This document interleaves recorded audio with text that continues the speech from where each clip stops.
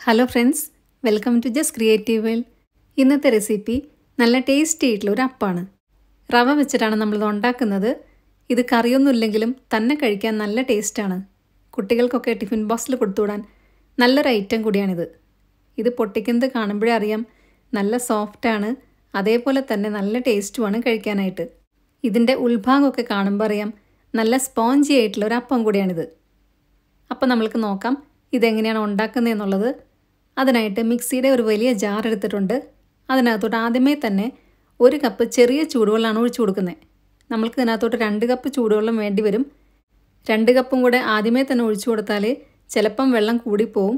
അതുകൊണ്ട് 1 കപ്പ് മാത്രം ആദ്യം ഒഴിച്ചു കൊടുക്കുക. ഇനി ഇട്ട് കൊടുക്കുന്നത് 1.5 കപ്പ് വറുത്ത റവയാണ്. 250 ml കപ്പാണ് ഞാൻ എടുത്തിരിക്കുന്നത്. അതുകൊണ്ട് 1.5 കപ്പാണ് ഇട്ട് കൊടുത്തിട്ടുള്ളത്. ഇനി ഇട്ട് കൊടുക്കുന്നത് 1/2 കപ്പ് ചിരകിയ തേങ്ങയാണ്. അതിനുശേഷം ആവശ്യത്തിന് ഉപ്പും കൂടി ഇട്ട് കൊടുക്കാം. ഇനി വേണ്ടത് ഗോതമ്പ് പൊടിയാണ്. ഗോതമ്പ് പൊടിക്ക് പകരം മൈദ വേണമെങ്കിലും യൂസ് ചെയ്യാം. ഹെൽത്തി ആയിട്ടിരിക്കാൻ വേണ്ടിയിട്ട് ഞാൻ ഗോതമ്പ് പൊടിയാണ് ഇവിടെ എടുത്തിരിക്കുന്നത്.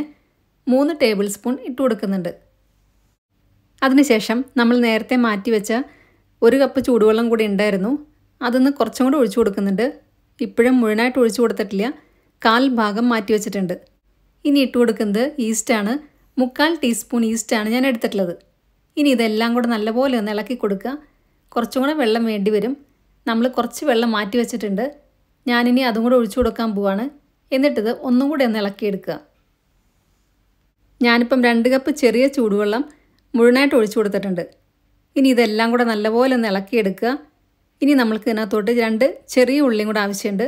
അതും കൂടെ ഞാൻ ഇട്ട് കൊടുക്കുന്നുണ്ട്. ഇനി ഇതെല്ലാം കൂടെ നല്ലപോലെ ഒന്ന് അരച്ചെടുക്കണം. എന്നിട്ട് വേണം നമ്മൾക്ക് ബാക്കി ചേരുവകളും കൂടെ ഇട്ട് കൊടുക്കാനായിട്ട്. അപ്പം ഞാനിത് അരച്ചെടുക്കുന്നുണ്ട്. നല്ല പേസ്റ്റായിട്ട് തന്നെ അരച്ചെടുക്കുക. ഇപ്പം എല്ലാം കൂടെ നന്നായിട്ടൊന്ന് അരച്ചെടുത്തിട്ടുണ്ട്. വെള്ളമൊക്കെ പാകമായിരുന്നു. നമ്മൾക്ക് എക്സ്ട്രാ വെള്ളമൊന്നും ഒഴിച്ചു കൊടുക്കേണ്ടി വന്നിട്ടില്ല. ഈ ഒരു പാകത്തിൽ വേണം നമ്മൾക്ക് കിട്ടാനായിട്ട്. ഇഡ്ലി മാവിനേക്കാളും കുറച്ച് ലൂസായിരിക്കും, എന്നാൽ ദോശമാവിനേക്കാളും കുറച്ചുകൂടെ കട്ടിയായിട്ടായിരിക്കും ഇരിക്കുക. ഇങ്ങനെയാണ് വേണ്ടത്. ഇനി ഇത് അരമണിക്കൂറൊന്ന് മാറ്റി വയ്ക്കുക. അരമണിക്കൂർ ആകുമ്പോഴത്തേക്കും ഇത് നന്നായിട്ട് അങ്ങ് പൊങ്ങി വരും. ഇപ്പം ഏതാണ്ട് അരമണിക്കൂർ ആയിട്ടുണ്ട്. മാവ് നന്നായിട്ട് പൊങ്ങി വന്നിട്ടുണ്ട്. ഈ ഒരു പാകത്തിൽ വേണം നമ്മൾക്ക് കിട്ടാനായിട്ട്. ഇനി ഇതിനകത്തോട്ട് കുറച്ചും കൂടെ ചേരുവകൾ ഇട്ട് കൊടുക്കാനുണ്ട്. നമ്മളിത് കറിയൊന്നും വേണ്ടാത്ത രീതിയിലാണ് ഉണ്ടാക്കുന്നത്. അപ്പം ആ ചേരുവകളും കൂടെ പെട്ടെന്ന് തന്നെ നമ്മൾക്ക് ഇട്ട് കൊടുക്കാം. അതും കൂടെ ആദ്യമേ തന്നെ റെഡിയാക്കി വെക്കുക. അതെന്തൊക്കെയാണെന്ന് നോക്കാം. 3 പച്ചമുളകാണ് ഞാൻ എടുത്തിട്ടുള്ളത്. അത് നല്ലപോലെ ചെറുതാക്കി അരിഞ്ഞിട്ടുണ്ട്. വെളുത്തുള്ളി ചെറുതായിട്ട് അരിഞ്ഞത് 2 ടേബിൾ സ്പൂൺ. ചെറിയൊരു തക്കാളി പൊടിയായിട്ട് അരിയുക. അതേപോലെ തന്നെ ചെറിയൊരു സവാളയും എടുത്തിട്ടുണ്ട്. അതും നന്നായി ചെറുതാക്കി അരിയുക. ഇനി വേണ്ടത് ഇഞ്ചിയാണ്. അതും പൊടിയായിട്ട് അരിഞ്ഞത് 2 ടേബിൾ സ്പൂൺ. പിന്നെ 1 പിടി മല്ലിയിലയും കൂടി എടുത്തിട്ടുണ്ട്. അതും കൂടെ ചെറുതായി അരിഞ്ഞു കൊടുത്തിട്ടുണ്ട്. ഇനി നമ്മൾ റെഡിയാക്കി വെച്ച മാവിനകത്തോട്ട് 1 ടീസ്പൂൺ ഉണക്കമുളക് പൊടിച്ചതാണ് ഇട്ട് കൊടുത്തിട്ടുള്ളത്. 1/2 ടീസ്പൂൺ ജീരകവും കൂടി ഇട്ട് കൊടുക്കുക. എന്നിട്ടിത് നല്ലപോലെ ഒന്ന് ഇളക്കിയെടുക്കണം. ഇനി നമ്മൾ നേരത്തെ അരിഞ്ഞു വെച്ച മറ്റുള്ള ചേരുവകളും കൂടി ഇട്ട് കൊടുക്കണം.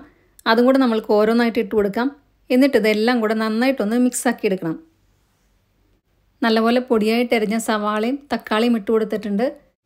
ഇനി ഇട്ട് കൊടുക്കുന്നത് പൊടിയായിട്ട് അരിഞ്ഞ ഇഞ്ചിയാണ്. അത് 2 ടേബിൾ സ്പൂൺ ഉണ്ട്. പിന്നെ പച്ചമുളക് ഇട്ട് കൊടുക്കുക.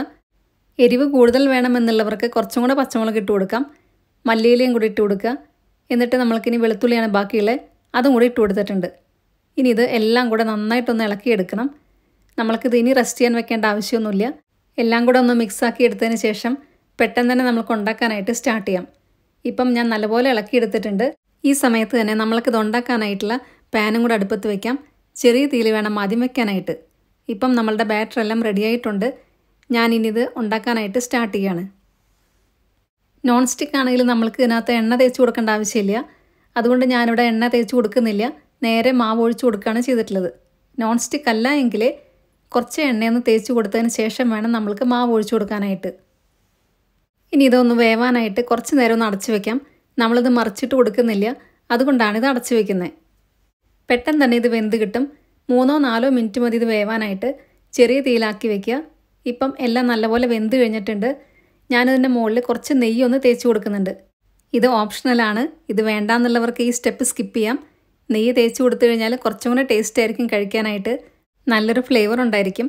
ഇപ്പം നമ്മളുടെ അപ്പം ഏതാണ്ട് റെഡി ആയിട്ടുണ്ട്. ഇനി നമ്മൾക്കിത് പാനിൽ നിന്ന് മാറ്റാം. ഇത്രയേ ഉള്ളൂ. നമ്മളുടെ അപ്പം എല്ലാം ഇതേപോലെ തന്നെ ഉണ്ടാക്കിയെടുക്കുക. ഇത് കാണുമ്പോൾ തന്നെ അറിയാം നല്ലപോലെ പൊങ്ങി വന്നിട്ടുണ്ട്. നല്ല സോഫ്റ്റ് ആൻഡ് ടേസ്റ്റി ആയിട്ടുള്ള ഒരു അപ്പം കൂടിയാണ്. എല്ലാവരും ഇതൊന്ന് ട്രൈ ചെയ്ത് നോക്കണം. ഈ ഒരു അളവിൽ നമ്മൾക്ക് 12 അപ്പമായിരിക്കും ഉണ്ടാക്കാൻ പറ്റുക. അപ്പത്തിൻ്റെ വലിപ്പം അനുസരിച്ച് ചിലപ്പോൾ അങ്ങോട്ടോ ഇങ്ങോട്ടോ ചെറിയൊരു ചേഞ്ചസ് വരും. എന്തായാലും എല്ലാവർക്കും വീഡിയോ ഇഷ്ടമായി എന്ന് വിചാരിക്കുന്നു. വീഡിയോ ഇഷ്ടമായിട്ടുണ്ടെങ്കിൽ നിങ്ങൾ ഫ്രണ്ട്സിനും റിലേറ്റീവ്സിനൊക്കെ ഷെയർ ചെയ്യാൻ മറക്കരുത്. സബ്സ്ക്രൈബ് കൂടെ ചെയ്യുക. അതിൻ്റെ സൈഡിലുള്ള ബെല്ലൈക്കണിലെ ഓൾ എന്നുള്ള ഓപ്ഷനും കൂടെ ക്ലിക്ക് ചെയ്യുക. അപ്പം നെക്സ്റ്റ് ടൈം ഞാൻ വീഡിയോ ഇടുമ്പോൾ പെട്ടെന്ന് തന്നെ നിങ്ങൾക്ക് നോട്ടിഫിക്കേഷൻ വരുന്നതായിരിക്കും. നല്ലൊരു വീഡിയോ ആയിട്ട് വീണ്ടും കാണാം. താങ്ക്